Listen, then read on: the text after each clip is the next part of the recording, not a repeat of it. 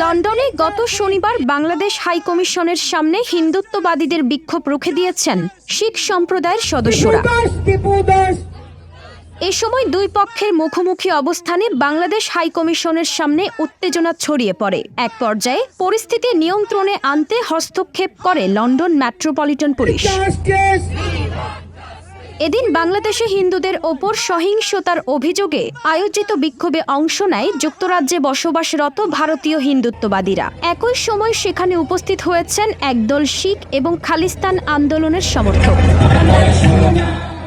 খালিস্তান আন্দোলনের লক্ষ্য ভারতের ভেতর থেকে আলাদা করে একটি স্বাধীন শিখ রাষ্ট্র প্রতিষ্ঠা। 1947 সালে ভারত ও পাকিস্তানের স্বাধীনতার সময় পাঞ্জাব বিভক্তির আলোচনায় এই ধারণার সূত্রপাত হয়েছিল।